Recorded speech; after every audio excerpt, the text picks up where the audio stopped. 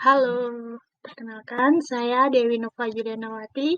Di sini saya akan menjelaskan topik 5 pengukuran pemahaman belajar peserta didik atau asesmen tentang demonstrasi kontekstual. Nah, di sini ada sebuah kasus. Kasus tersebut yaitu saat ini adalah permulaan tahun ajaran baru. Anda sebagai seorang wali kelas 4 SD yang memiliki anak didik usia 10 tahun bernama Diana. Wali kelas 3-nya itu mengeluhkan dinamika bersekolah Diana kepada Anda. Guru wali kelas tersebut mengatakan nilainya itu jauh tertinggal dari teman-teman lainnya di dalam kelas. Nah, Diana juga kurang baik dalam mengerjakan pekerjaan rumahnya selama masa pembelajaran jarak jauh kemarin. Bahkan pihak wali kelas itu mengatakan bahwa ia itu khawatir dengan tuntutan yang semakin tinggi di kelas 4 di pelajaran IPA, bahasa, dan IPS yang membutuhkan banyak bacaan. Diana itu seringkali tidak menyelesaikan tugas-tugas yang diberikan dan ulangannya itu menunjukkan nilai yang buruk. Namun, ketika materi tugas dan ulangan tersebut diulangi secara lisan dan individual, Diana itu dapat menjawabnya. Nah, dari kasus Diana tersebut, di sini saya akan menganalisis studi kasus tersebut dengan 3 pokok bahasan, yakni yang pertama, kira-kira bagaimanakah cara melakukan asesmen terhadap Diana? Kemudian yang kedua, jenis asesmen apakah yang akan Anda berikan kepada siswa Anda tersebut, jelaskan pertimbangan Anda. Kemudian yang ketiga adalah kesimpulan apa yang Anda dapat tarik dari asesmen yang Anda desain dan lakukan tersebut. Nah, untuk analisis kasus yang pertama, tentang kira-kira bagaimanakah cara melakukan asesmen terhadap keadaan Diana, di sini berdasarkan kondisi Diana tersebut, asesmen yang cocok untuk Diana itu dapat dilakukan dengan asesmen yang dilakukan secara lisan. Jadi, ketika materi tugas dan ulangan itu diulangi secara lisan dan individual, Diana itu dapat menjawabnya, sehingga dengan asesmen yang dilakukan secara lisan, guru itu dapat memperoleh informasi tentang proses dan hasil belajar Diana. Nah, di sini terdapat rubrik asesmen untuk asesmen secara lisan yang akan dilakukan kepada Diana. Yang pertama tentang kriteria komunikasi. Di sini peserta didik itu dapat mendapat skor 1 apabila peserta didik itu tidak dapat menyampaikan hasil diskusinya.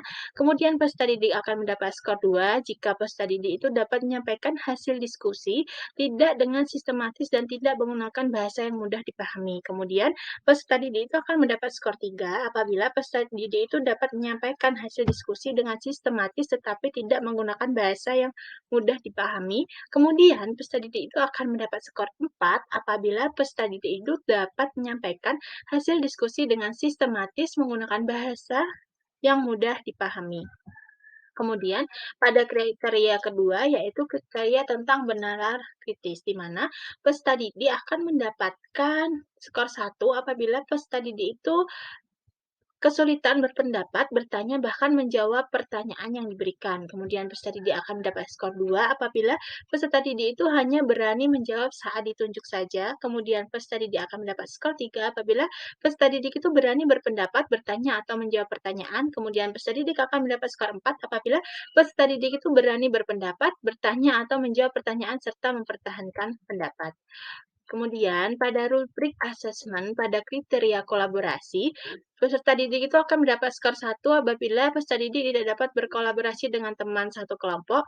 Kemudian peserta didik akan mendapat skor 2 apabila peserta didik kurang menunjukkan keaktifan dalam kolaborasi dengan kelompok. Peserta didik dapat skor 3 apabila peserta didik dapat berkolaborasi dengan teman kelompoknya.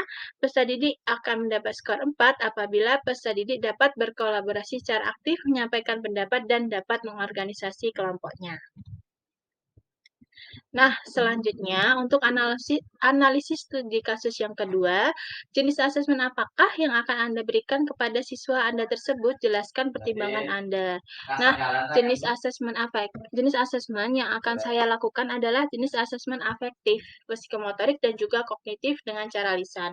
Di mana jenis asesmen ini akan berupa jenis asesmen performance, yaitu jenis asesmen yang menyuruh para peserta didik agar dapat melakukan demonstrasi bersamaan mengaplikasikan pengetahuan di berbagai situasi yang dikehendaki. Dengan pemberian asesmen performance, diharapkan Diana itu dapat terfasilitasi sehingga dapat meningkatkan motivasi dan minat belajarnya. Nah, kemudian kesimpulan dari ketiga analisis tadi, jadi kesimpulan apa yang Anda dapat tarik dari asesmen yang Anda desain dan lakukan tersebut? Nah, kesimpulan yang dapat saya tarik itu adalah dalam menentukan jenis asesmen, hendaknya guru itu memperhatikan karakteristik dan kebutuhan peserta didik agar setiap potensi yang dimiliki peserta didik dapat dioptimalkan. Nah, jadi dalam melakukan asesmen, hendaknya guru itu melakukan karakteristik yang ada pada peserta didik. Jadi kebutuhan apa yang peserta didik itu dapat sehingga, asesmen yang diberikan itu dapat, dioptimalkan kepada peserta didik sehingga, penilaian yang diberikan pun akan bersifat lebih objektif. Nah, sekian presentasi yang dapat saya lakukan. Terima kasih, mohon maaf apabila banyak kekurangan. Salam semangat.